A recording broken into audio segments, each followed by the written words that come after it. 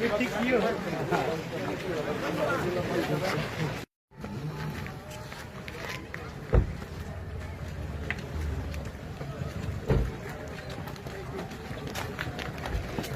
हिम्मत होगा? वो विधायक है, इसलिए हिम्मत है। ओरिजिनल ताकत उनका विधायक के ऊपर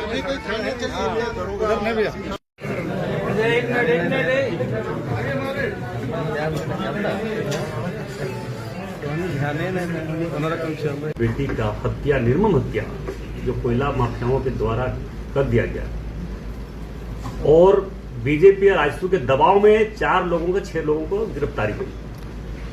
मुख्य आरोपी अभी भी फरार है। मुख्य आरोपी के खिलाफ कोई कार्रवाई नहीं हो रही है। जिस प्रकार से हम कह सकते हैं कि उत्तर प्रदेश में देखते होंगे, बंगाल में भी देख रहे हैं, 24 घंटा के अंदर गलत करने वाले, गलत करवाने वाले के खिलाफ किस प्रकार से कार्रवाई हो रही है। मैं विश्वास के साथ कह रहा हूं कि ऐसे अन्याय अत्याचार करने वाले के खिलाफ लगातार भारतीय जनता पार्टी शुरू से ही वैसे लोगों के खिलाफ रहा है।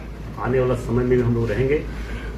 और वर्तमान समय में हेमंत सोरेन जी के नेतृत्व में, यहां के विधायक के नेतृत्व में जिस प्रकार से कोयला का अवैध उत्खनन पूरे बेरमो क्षेत्र में किया जा रहा है, ये किसी से छुपा हुआ नहीं है। आप बालीडी साइडिंग चले जाइए, यहां से हमें लगता है कि प्रत्येक दिन 500 के संख्या में यहां से हाईवा चलता है।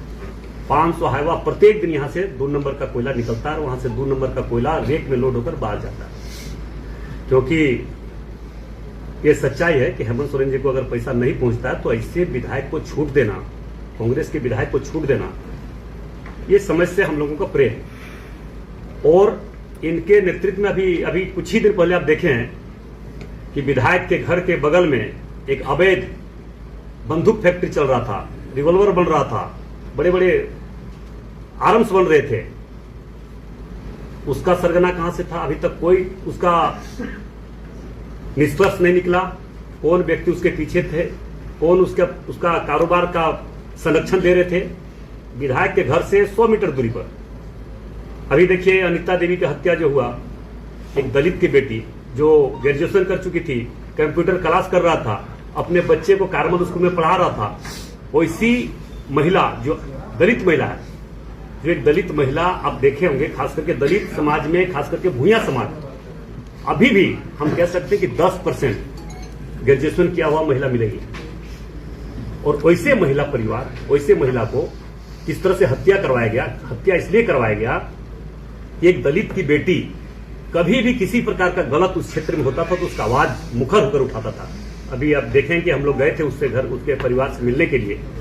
उनके बच्चे किस तरह से बिलक बिलक के रो रहे थे, माँ माँ माँ माँ चिल्ला रहे थे बच्चे। बेटी, छोटी बेटी वहां पे बैठी हुई थी। हम लोगों को दिल फट गया। हम लोग भी, हम कह सकते हैं, हम लोग भी बहुत ज्यादा दुखी हुए।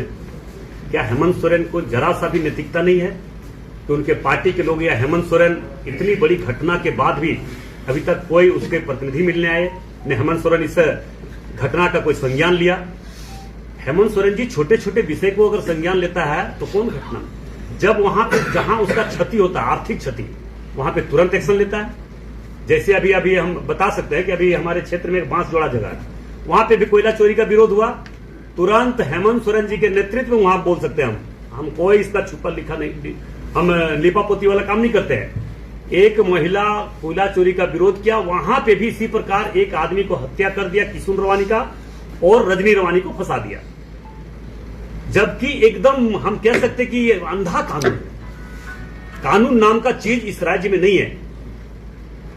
अगर जरा सा भी नैतिकता हेमंत सोरेन जी में है और उनका संलिप्तता कोयला चोरी में यहां के विधायक अनूप सिंह के साथ नहीं है, तो इस पर कार्रवाई होनी चाहिए। इसका सीबीआई जांच का अनुशंसा केंद्र सरकार को करे कि बेरमो में इस तरह से आतंक मचा हुआ है, इस तरह से अवैध आर्म्स का फैक्ट्री चलाया जा रहा है, बंदूक बनाया जा रहा है, रिवॉल्वर बनाया जा रहा है।